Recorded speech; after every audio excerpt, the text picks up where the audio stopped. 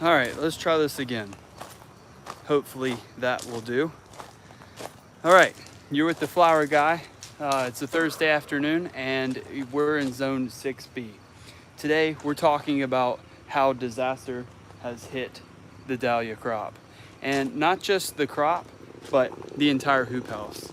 And that's something that I wanted to go around and show you guys and visibly show you that I'm trying here. Because look, I've got diatomaceous earth. I've tried about every possibility for the dahlias at least when it comes to organic and when it comes to chemicals. I really had to go with something. I usually try to get everything organic, but today was a little bit different. I've been spraying the past week or two trying to get rid of leaf mites. What's very frustrating is trying to get rid of these leaf mites is the dahlias themselves, the tubers, are weak. And why are they weak? I'm not going to exactly say the company that they came from because the company's a great company to buy from and work with. But they have gall. All of these in here have gall everywhere. Now I don't know that to be 100% of the actual crop inside of here, but we cannot risk anything at all for our flower farm to have any sort of gall, any sort of weakness, any sort of disease, and it's just not a risk that we're taking. The soil is contaminated as well. It can be. Not that it is, but it can be. Like if there's a scab on one of these tubers that break off, then we know that it can transmit through the soil to other tubers, to other people. People being like if I'm going to ship the product and sell the tuber or the clone, if you get a clone and propagate, you know, I can't even sell that to you because you're going to have that disease as well. And my intentions, our intentions, Miranda and I, our intentions were to be able to sell the crop that we had at the end of the year and multiply and start cloning. And I even set up this little corner over here to be able to propagate and start the cloning. But guess what? We're not there. So today, what I really wanted to show you is the true loss. I think there's about 75 to 90 in this row. Well, what has happened is that we're losing like I'm starting to see it everywhere. So what I'm going to do is switch the camera around. I'm starting to see signs of leaf mites everywhere. What happens is they're like a blood sucking to the actual dahlia themselves. And let's get one for you because, I mean, look down through here. It's devastating. They start to turn like rusty looking. They start to turn yellow. One thing to keep in mind is that when you're dealing with leaf mites or spider mites, they can be on your clothes. They can get to other plants. And look here. There's good evidence to show you. Let's see. Can you see the top of that there? They're literally taking over everything. They're taking over the plastic grow bags. These are specifically designed for cannabis, but I'm using them for the dahlias. I think they're coming through the ground. They're coming, jumping from plant to plant as closely as they are, and that's not good. Not good at all. Those are like a good look of what the leaf mites are doing. But let me show you something even more devastating. I'm pretty sure that you can't sell anything like this, especially, and I've just sprayed them. I sprayed them this afternoon, so just so people know, and I sprayed Rosex on them tonight. You can't keep repeating the process thinking that it's going to change the outcome. And right now there's diatomaceous earth, and what diatomaceous earth does is it kills the exoskeleton basically of the actual pest itself. It like burns them. But it seems to be slowing them down, but not making, it's just giving resistance. There's tons of them. Let me see if I can hold my hand here. Can you see that? All those little dots are leaf mites. Leaf mites, gall. We've dealt with some powdery mildew in here. Like, how am I supposed to sell this? Look at this. That looks pretty from the back, the front side there. Let me twist you 180. How am I supposed to sell that? Like, seriously. I've had to dip almost every one of the dahlias that I've been cutting in here. I've been having to dip them in solution and then putting them in sodium chloride, which allows the bacteria to kind of slow down a little bit. But I've been doing that and it's working. It's not paying off to be in here. It might be a hobby, it might be something that we enjoy. It might be, I don't know, it might be the beginning, you know, this hoop house. But seriously though, it's not paying off to be in here. You can see that these need water a little bit. When they start drooping, you can see that, but I wanted to spray. It's been very hot in here, and I just want to check the temperature right now. Temperature is 82 degrees, and I have it up there in the highest point just to be able to show what it is up there. I've got a shade cloth on. Sorry, I couldn't remember. It's been so hot. Like, everything is burning up in here. Very devastating. So much disaster. And it's not just burning up. What's happening? Leaf mites. They're jumping over everything. Let me show you. You see all those speckles? That's rock wool, and the white speckles is leaf mites. I don't exactly know how they got in here because they were not in here when I first arrived to put all these dahlias in here. We have so much hard work in here, so much time invested, and it's just, I don't know if I can say it this way, but it's literally crapping away. We have 1, 2, 3, 4 rows really heavily infected. The only row that's doing really well is this orange Cornell.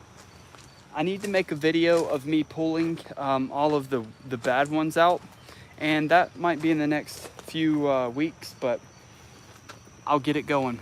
But look at this. This isn't yellowing from lack of sunlight. It's yellowing from lack of, it's a deficiency of something. Something's pulling the nutrients right out of the tubers. Could be pest. Let's check this one out real quick. I'm gonna dig here.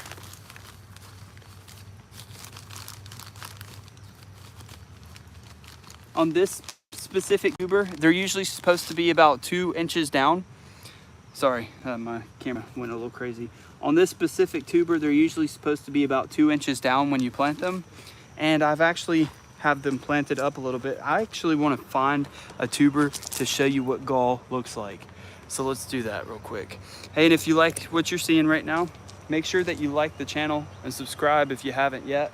That's what keeps us going. And if you have ideas, make sure you're leaving that too. What do you guys think of everything? If you've been through this before with an entire crop failure almost, how have you dealt with it? Leave that in the comments below. And if you haven't, how would you deal with it? Let's find, I know they're in here. The Cornells look the best, but I believe that's where the Cornells, let's see if I can find one. I'm gonna set the camera down for a minute so you can just kind of watch. I'm sorry if you're getting a little sick watching this. Let's sit you down there so much easier. How about that? Let me find one real quick and then I'll show you exactly what gall looks like on the tuber that's infected.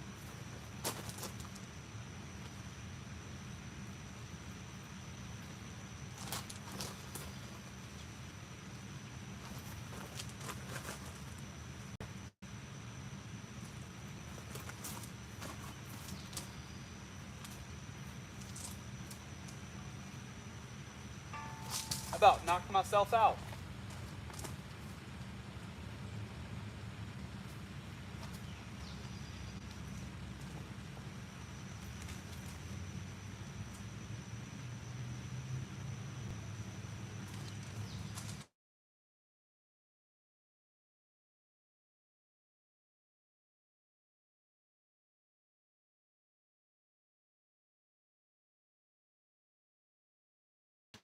Well, I did not find one for some reason.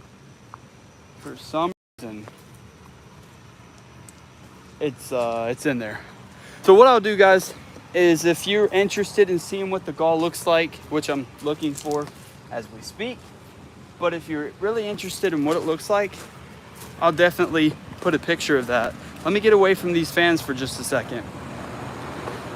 Let's talk about what I've tried to do for these plants. I've literally tried to spray them off with soapy water, with Epsom salt. These are the things that I have been using. I've used alcohol, I've used bleach. I know it sounds terrible, and the leaching to the soil, I understand. But when there's something this as a deficit to you, helping people need helping measures, I guess you could say. I don't know if that makes sense. Helping people is helping measures. I don't know. But luckily, I've been producing. I told you guys in the beginning that I wanted to produce like $1,200 a week in here. Sadly to say, I don't think that's going to happen. Everything's kind of going on a downhill journey from this point. I've made a claim with the company, and hopefully we're able to work something out from whichever farm they find traceability to.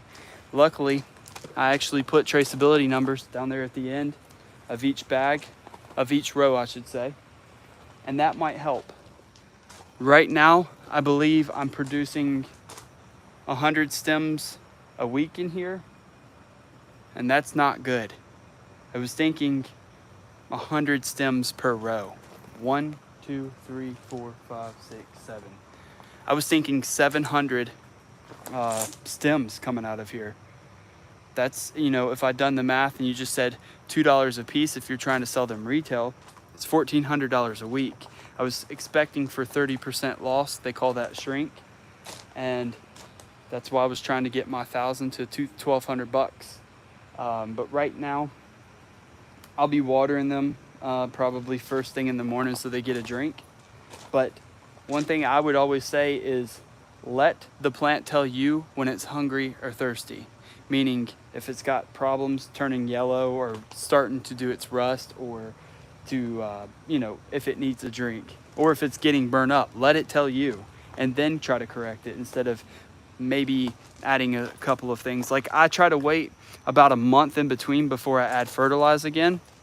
And I think that really helps. I like to see yellowing a little bit, lightly colored, maybe not even yellowing, but lightly colored leaves. What I mean by that, instead of having dark green like this right here, instead of having dark green leaves, it's not going to be to this measure, but you can see that it's already being infected. It's starting to get leaf mites, and it's terrible. I mean, I've put Rosex on them. I've put neem oil on them. I've put, and if any of you have any specifics that you would use, let me know. I have a friend that's in the cannabis industry, and I've done some green works. I've put that on it, which is a very strong organic, but it's like a harvest day of, they call that. So you could literally spray it and then cut it. I've used that. Like I said, if there's anything that you guys have used and that you found it effective, let me know. Even if it's the craziest thing out there, let me know, because we're ready to take desperate measures for everything here. I mean, just think about it. Like if I had, they're not just one single clump or single tuber in these bags. They're clumps of tubers. There's probably 5 to 6 tubers in each of these bags. And if you said 90, there's probably 450 tubers along that single row right here. This is white. You can't even tell. Like it's affecting the actual bloom itself too. Like look at this. It's pretty, but how could you sell this? How could, you know, I'll show you. See if I can get in here.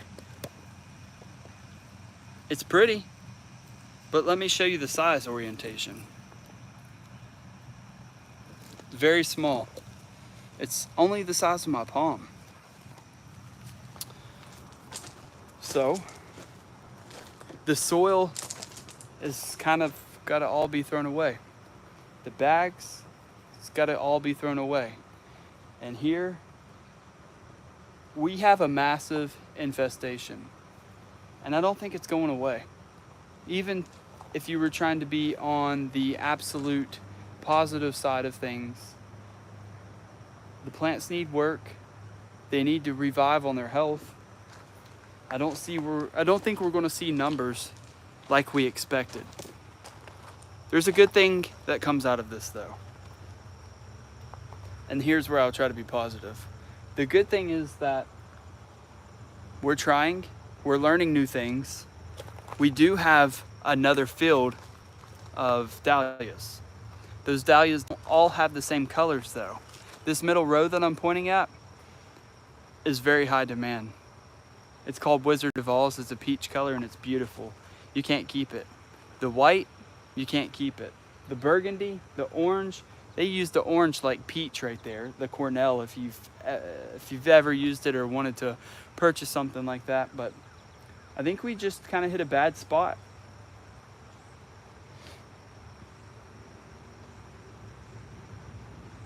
I don't know what the outcome will be, but I know that we can't just quit. If we can just keep cutting the flowers out of here right now just to pay the overhead and to try to get these dahlias paid off, I think we'll be in a better situation. Right now, I'm selling locally to the florist at $1.80 a stem. I don't have a lot of running around to do. I don't have a lot of frustration. I've been putting them straight into that refrigerator. They're paying up front. It's not a lot of waste of time. Hey, Donna.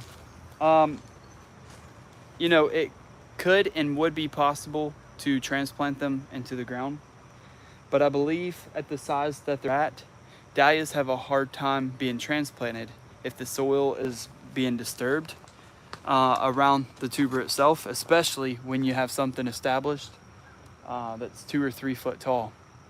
The other thing about transplanting a dahlia into the field or into ground at all is that it can contaminate the other dahlias if it were to have gall. And I don't know when you got into this video, but some of these are infected with gall. So to answer your question, there is a way to treat gall, and it's a preventative. It's called Gall-A-Trol. It's one of those things that you can buy. It's a little more expensive, but if you're in the dahlia industry and you want some, I think it's actually organic. Don't quote me on it, but look it up. Gall, G-A-L-L hyphen A hyphen T-R-O-L. Gall-A-Trol. So no, it's not something that I just want to transplant into the ground. Especially, you know, if you had $5,000 or $10,000 of dahlias in a different place, it's just not something that I want to even give possibilities to of infecting the ground there. See, because when you get gall, you're supposed to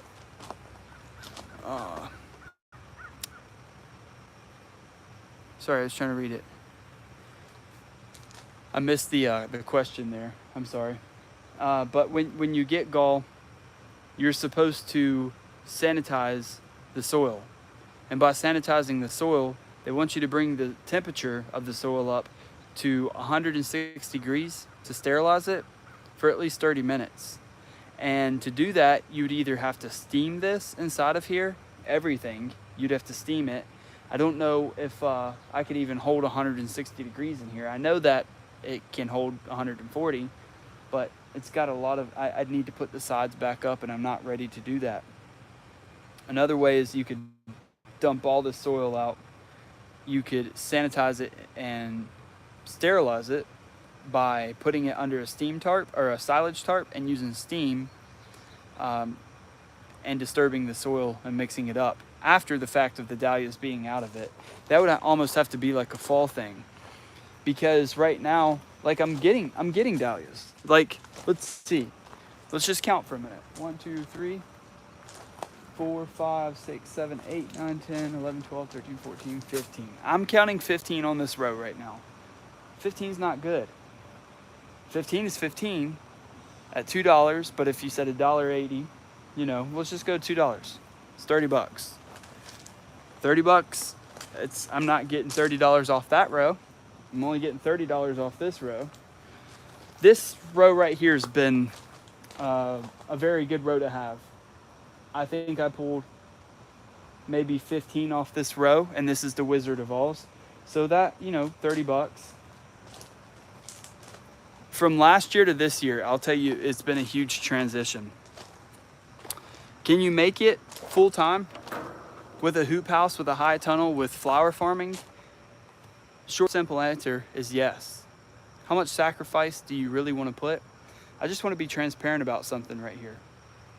I think I done, if I'm not looking at the books and remembering correctly, 70, 100, I probably done $200 in here this week. And $200 from last year to this year is a huge, huge transition. Like, it's very detrimental.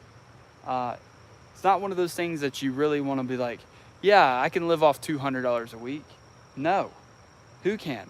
Like, you got more soil, you got more time invested than any of the stuff put together. Like, can you make $100 an hour like my last live video? Absolutely. A springtime, it's time to get harvesting, especially when you can forage and you can start talking to people, you know, in their yards. Like right now, limelights. If anybody knows where limelight hydrangeas are, I bet you can sell a ton of them. And they're in people's yards. You can give them like 10 cents each one or something like that. They don't really know. You can tell them you give them 10%. Right now, wholesale, I believe they're going for like $1.20 a piece. At a retail shop, you can, or a florist, you could probably get $2 a piece for them. You know, it's stuff like that. If I wasn't selling to retail shops and trying to sell as a farmer to an actual wholesaler, I'd be broke in here. We wouldn't make it. The cost of having this hoop house right now, or this high tunnel, you can see for the people who are new that have subscribed to me, we're on the back of a parking lot right off Main Street. And being right off Main Street gives us awesome access, but here's the thing. We have all the dahlias invested. I'm going to try to, I'll say that and just answer that in just a quick second. But we have all the dahlias in here. We have 1 fan, 2 fan, 3 fan. And they're all on. I think that's like 25 bucks a month. And the rent, I think we're paying like $200 a month to be here all together. Electricity, water, and the actual rent here. So that's not too bad, especially depending on where you're at in the country or the world. But to answer your question, earlier in the video, I was talking about removing those out of here and just pulling them out, kind of doing that. And I'm going to make a video on that. So that's another thing I'm going to have to do. Just start removing all the bad ones. But if I really had to say it, all the bad ones is almost every one of them. So is it even worth it? Is it even worth it to try that? I've got my wife's raspberry plant over there, which looks awesome for what it is. And we've had deer munch on that thing. We bought it with blueberries and other sorts of things, and that's the only one that made it. So, is there any questions? Any questions? Right now, I was doing a group called, I was doing a course called Become a Flower Farmer 101. And let's see. The florist. Okay, let me talk about the what I was doing. I built a class, and I was selling the class through winter, through spring, and things like that. And I had to shut that down because we are, how would I say it? We're swamped, to say the least. I was trying to think of things. I was looking at a car going by. I thought that was my wife, but we're swamped with things. I lost my train of thought when that car came by. But we have tried all kinds of things, and if I'm missing it, let me know. Put it in the description, because right here, right now, we need help. I need help. These are thousands of dollars of tubers walking through here. And it's not something that I don't think is going to be manageable. It's not something that I think is going to be manageable to pay off this year. So instead of how would you put it? Learn. Just, I don't even exactly know. I'm kind of just lost with words, frustrated. There's deformities. Look at this deformity. That's not going anywhere. You can't use that. I mean, who's going to buy it? No one. I know a lot of people have flowers for beauty. I do too. But this is my job. And so to see this from last year to this year has been a huge loss, huge transition, huge frustration, huge stress. And I think they're all gonna have to go. The florists are buying them. Let me show you one though. There's one. That's a decent size. These are what they classify as a decorative. You can see that. They classify it as a decorative, like a 3 to 4 inch. So most of them in here are 3 to 4 inches. That's what the florists usually buy most of. So there's a quick tip. When you're looking on your sites and things and you want to be able to sell flowers, the tighter the foliage, one should be first spray. Yeah, that, I mean, I was using those. I've used all kinds of things. And I didn't want to keep spraying the same exact things over and over again. So I've transitioned. I would do the sprays. I think they're getting immune. They're mutating basically, and just forming rapid eggs everywhere, all over the place. There's nests everywhere. And you know, this isn't my first time having a problem with spider mites or leaf mites or anything like that. But this is my first time dealing with something on this level of detrimental experience. I don't know. And I have contacted the extension office to come out. So they're going to do some soil testing. We're going to test the soils, see what that gives us, and kind of just go from there. But our burgundies are dying out, the white's dying out. We have probably, if you were talking about clumps of tubers, how many clumps of tubers do we have at the house on the hill? I don't know, 200. So that gives us a little idea, but one thing I have to worry about is my clothes. Like, I've got shorts on, my shirt. If you're in here working, they're definitely going to be over at the house because they will jump on your clothes. In facilities at greenhouses and things like that, if you're an outsider, sometimes they don't even let you come in to their facility and to the high tunnels or greenhouses, and then you have to put booties on your feet. Potassium, yeah. I'm just reading. We're gonna have to work on something. Hey, and if you're interested, let me explain this to you real quick. If you're interested in being in our group, we have a Profitable Flower Farmer group on Facebook. It's a private group. Send us a message, we'll accept you. Hopefully you're on there already because a lot of people are sharing a lot of great, valuable information. And if you like what you're seeing right now, make sure that you have subscribed because that's what supports the channel. And make sure that you're leaving a thumbs up because that also helps push the algorithm up.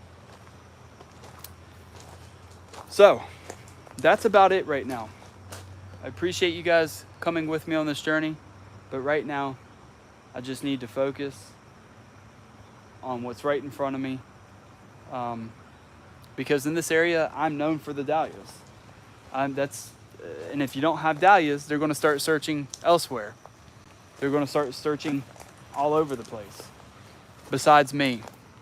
And if I can't give them quality, because I will not give somebody and mess up I'll just tell them they're done for the year. I'm not going to give them a crappy dahlia because you want to be known for the best quality, even if it's a little more expensive. There is a little blight. I just seen that. There's a little blight, but that's not the cause. So until again next time, if you're interested in helping us, if you're interested in joining with us, if we're inspiring you of what we're doing, send us an email. send us an email and we'll let you know how that you could help, or you let us know how you could help us. Beggars can't be choosers, right?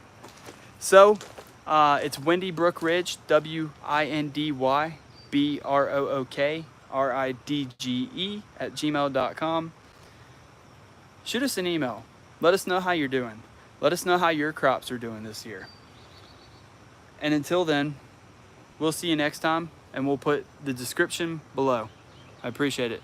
Thanks, everyone.